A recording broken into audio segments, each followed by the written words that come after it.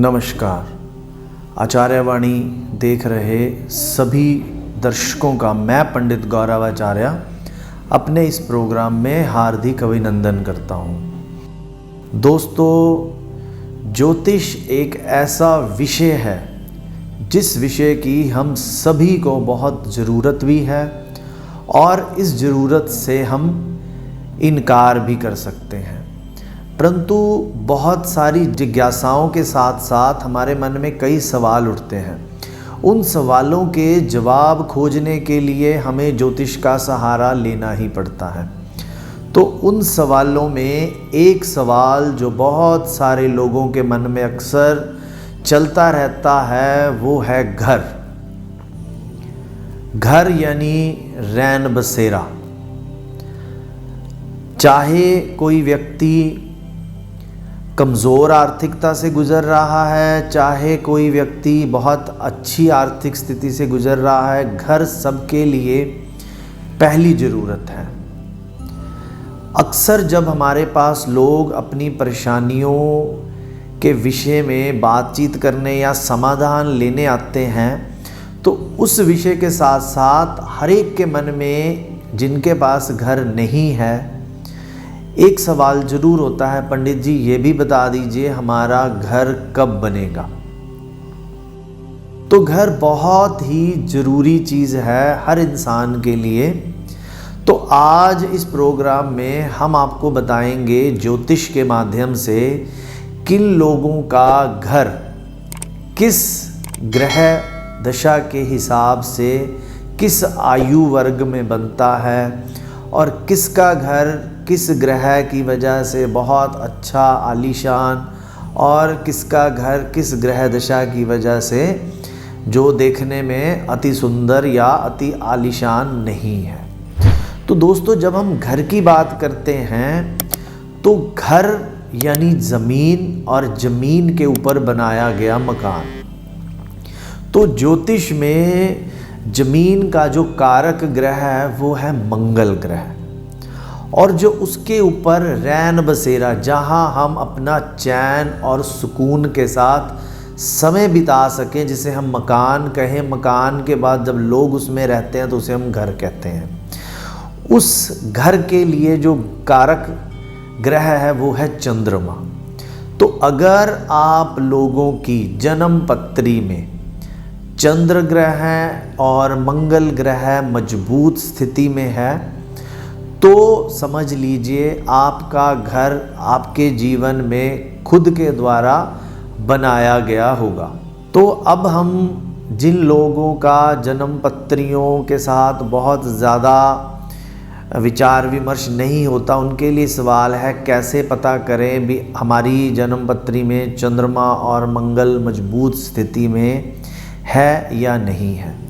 तो दोस्तों, यदि आपकी जन्म पत्री में मंगल ग्रह 1 नंबर या 8 नंबर राशि में मंगल लिखा है तो इसका तात्पर्य है आपका मंगल अच्छा है।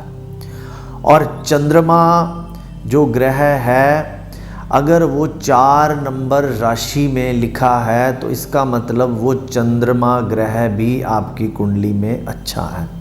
तो मंगल अच्छे की स्थिति और चंद्र मजबूत की स्थिति आपको जीवन में घर दिलाती है।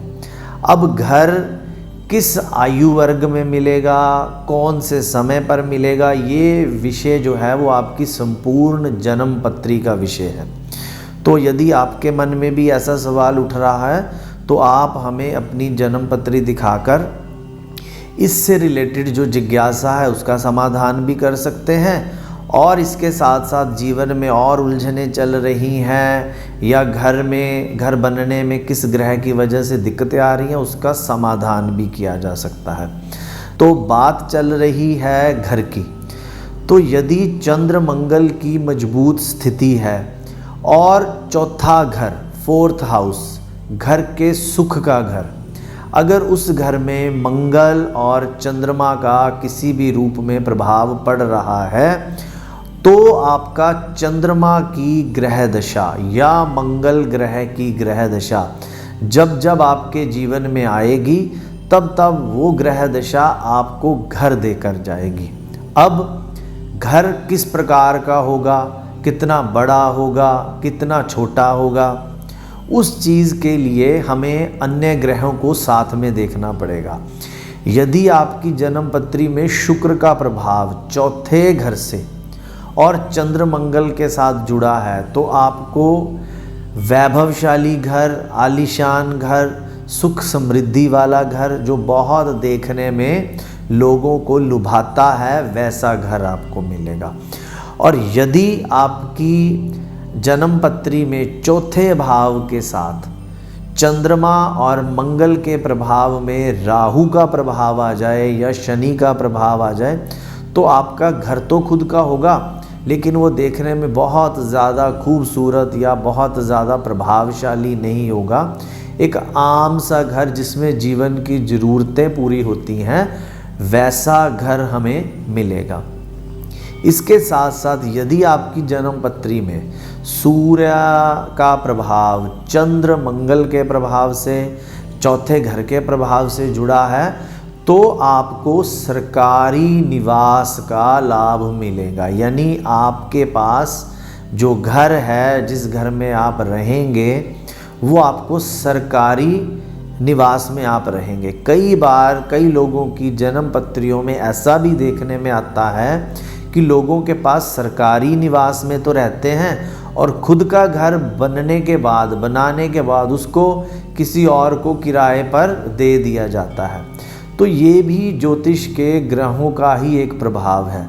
और यदि आपकी जन्म कुंडली में शुक्र अच्छा है तो घर के सुख संसाधनों में दिन प्रतिदिन बढ़ोतरी होती जाएगी। और यदि उस जन्म पत्री में शुक्र की स्थिति बहुत ज़्यादा अच्छी नहीं है तो उस घर में सुख संसाधनों की, चीज़ों की, ऐश्वर्य की, ऐशो आराम की जो है वो कमी रहेगी। घर यानी एक ज़रूरत का स्थान मात्र रहेगा। अब यदि हम बात करें मंगल की, तो जन्म पत्री में मंगल यदि पीड़ित है, किसी प्रकार की ग्रह दशा में दिक्कत में है, तो कई बार ये भी देखा जाता है घर बनाने के बाद, चाहे वो पारिवारिक सदस्य हो या किसी अन्य के साथ, उस ज़मीन को लेकर वाद विवाद भी छिड़ जाता है। घर तो बन गया, घर में हम रह भी रहे हैं, परंतु किसी ना किसी रूप में उस घर के सुखों में कमी मिलती है और उस घर संबंधी तो ज़मीन है या ज़मीन के कागजात हैं, उस संबंधी बहुत ज़्यादा दिक्कतें, उलझनें हमें परेशानियों के साथ मिलती हैं, चाहे वो भाइयों में किसी किस्म का विवाद हो, चाहे किसी अन्य के साथ। तो यदि ऐसी किसी स्थिति से आप गुजर रहे हैं तो आप भी अपनी जन्म पत्री हमें दिखाकर उस समस्या से निजात पा सकते हैं, क्योंकि ज्योतिष में बहुत ही सरल और आसान उपाय बताए गए हैं और उन उपायों के माध्यम से ज्योतिष का सहारा लेकर हम जीवन में बहुत बड़ी बड़ी परेशानियों से मुक्ति पा सकते हैं। क्योंकि हम बात कर रहे हैं घर अपना है, कब है, किस परिस्थिति में है, तो उस बात पर विचार करते हुए चंद्र ग्रह को देखना भी बहुत ज़रूरी है। चंद्र ग्रह जमीन पर बना हुआ वो घर जिसमें हम चैन सुकून ले सकते हैं, उसको रिप्रेजेंट करता है। उस घर का कारक ग्रह चंद्र ग्रह है। यदि आपकी जन्म पत्री में चंद्र ग्रह पीड़ित है तो घर को बनाने में बहुत ज़्यादा दिक्कतें और उलझनें हमें झेलनी पड़ती हैं और उस घर के बनने के बाद माँ बाप का सुख भी हमें कम मिलता है। यदि उस चंद्रमा के साथ राहु का प्रभाव हो तो कई बार ऐसा भी देखने में आया है, घर बनाने के बाद लोगों के जीवन में माता के सुखों में कमी आ जाती है, या अगर उस घर में माताजी रह रहे हैं तो उनकी सेहत को दिन प्रतिदिन कष्ट और परेशानियां मिलती जाती हैं। इसके साथ साथ शनि ग्रह को भी घर के बारे में विचार किया जाता है, क्योंकि घर की जो छत है वो शनि ग्रह से संबंधित है। जिस व्यक्ति की जन्म पत्री में शनि की जिस प्रकार की स्थिति होती है उसी प्रकार उसको उस घर की छत का सुख प्राप्त होता है। अब अगर हम शनि का विचार करें तो जिनकी जन्म पत्री में शनि ग्रह अच्छी स्थिति में है उनको जो हम बात करेंगे उस चीज़ों से संबंधित सुख मिलेगा। और जिनकी जन्मपत्री में शनि ग्रह खराब स्थिति में है तो जिस प्रकार हम इस बारे में शनि के बारे में बात करेंगे उनको इससे परेशानियां मिलेंगी। अब शनि की अच्छी और बुरी स्थिति से हमें ये पता चलेगा भी जो हमारे घर का सुख है वो हमें किस प्रकार अच्छा मिलेगा या बुरा मिलेगा। इस प्रकार चंद्र, मंगल, चौथा भाव, शुक्र और शनि अन्य ग्रहों की स्थिति के अनुसार हम घर का सुख देखते हैं। घर कब बनेगा, किस स्थिति में बनेगा।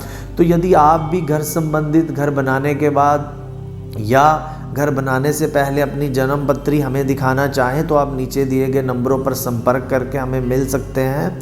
हमारा पता भी स्क्रीन पर नीचे दिया गया है। और दोस्तों, हमने एक बात की थी, यदि आप लोग इस प्रोग्राम के माध्यम से हमारे साथ जुड़ना चाहते हैं तो आप हमें अपनी समस्या, अपना जन्म विवरण ईमेल के माध्यम से भेज सकते हैं। हर रोज़ हम एक ईमेल को इस कार्यक्रम में भी प्रस्तुत करेंगे और जिनके बारे में विचार विमर्श करेंगे।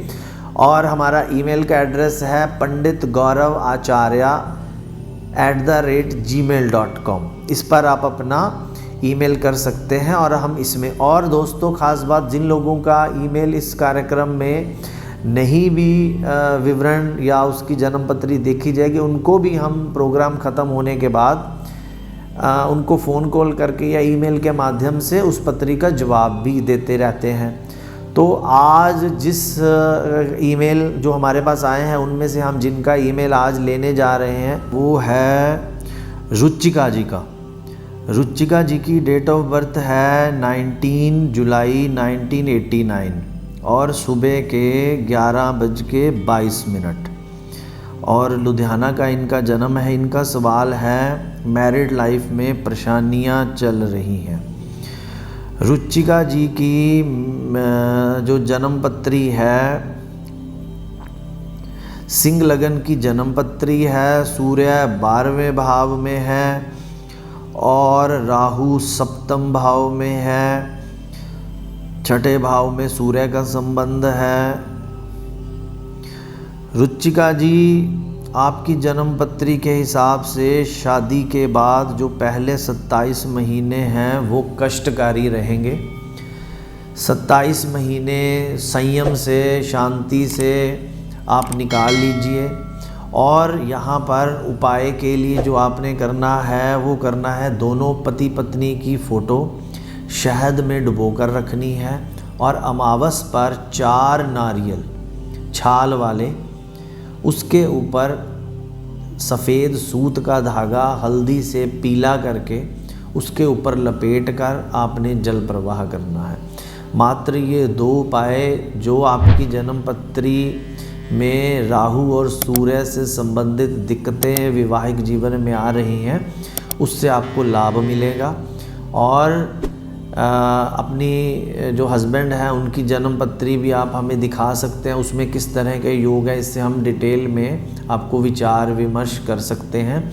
तो हमें मिलने के लिए, हमसे बात करने के लिए नीचे स्क्रीन पर नंबर दिए गए हैं। और अगर आप ईमेल के ज़रिए हमें भेजना चाहते हैं अपनी जन्म विवरण और अपनी परेशानी तो आप panditgaurav@gmail पर भी भेज सकते हैं।